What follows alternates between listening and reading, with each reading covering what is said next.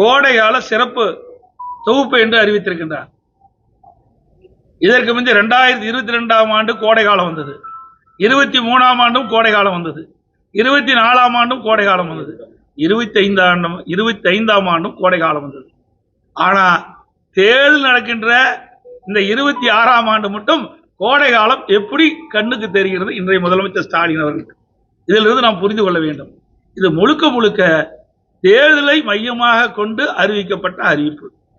அந்த உரிமை தொகை பெறுகின்ற குடும்ப தலைவிகள் படுகின்ற கஷ்டத்தை பார்த்து கொடுக்கவில்லை.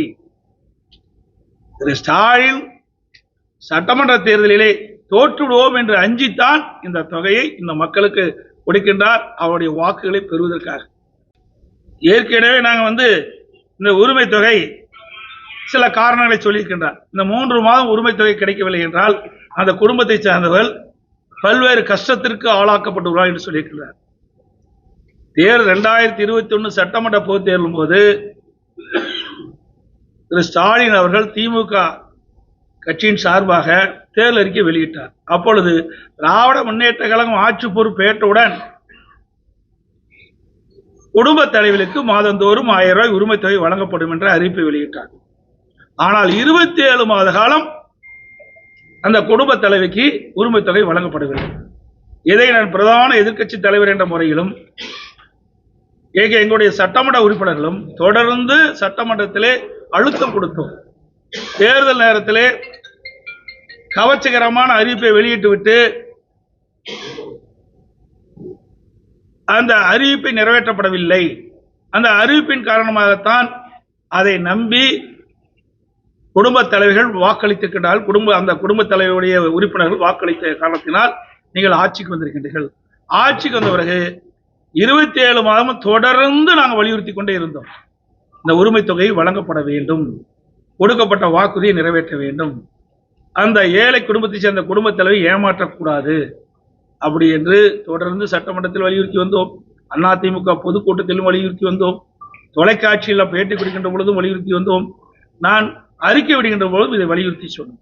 பிறகு 27 மாதம் காலத்தில் 28ஆம் மாதம் தான் இந்த உரிமை தொகை கொடுத்தாங்க. அப்பொழுதெல்லாம் இந்த பெண்கள் பாதிக்கப்பட மாட்டாங்களா?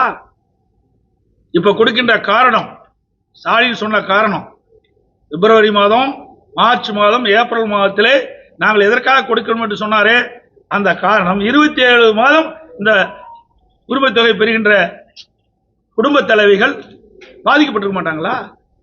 ஆக வேண்டுமென்றே திட்டமிட்டு தேர்தலை மையமாக கொண்டு அந்த பெண்களுடைய குடும்பத்துடைய வாக்குகளை பெற என்பதற்காக இந்த அறிவிப்பை வெளியிட்டிருக்கின்றார். அதோடு மட்டுமல்ல, இன்றைய தினம் அனைத்து குடும்ப அட்டைக்கும் அனைத்து குடும்ப தலைவிக்கும் மாதந்தோறும் 1000 ரூபாய் கொடுப்பா சொன்னாங்க உரிமை தொகை. ஆனா 1,31,31 லட்சம் பேருக்கு தராங்க. மற்றவர்களை ஏமாற்றி வாக்குகளை பெற்று ஆட்சிக்கு வந்த பிறகு அதையும் நிறைவேற்றல. அண்மையில 2 மாதத்துக்கு முன்பு விதிகளை தளர்த்தி மேலும் 20 லட்சம் பேர்களுக்கு மாதந்தோறும் குடும்ப தலைவிக்கு 1000 ரூபாய் கொடுப்பதாக அறிவிச்சு இப்ப 2 மாசமா கொடுத்துட்டு இருக்கிறாங்க. ஏற்கனவே 28 மாசம் கிடைக்கல. ஒரு ஆண்டுனா அந்த 5 ஆண்டுனா 32 மாசம் தான் கிடைக்கும். இப்போ கிட்டத்தட்ட இந்த 2 மாதம் சொன்னா இன்னும் ஒரு 3 மாதம் இருக்குது, 5 மாதம் பார்க்கும்போது 5 மாதம் தான் கிடைக்குது. 55 மாசம் அவர்களுக்கு கிடைக்கல.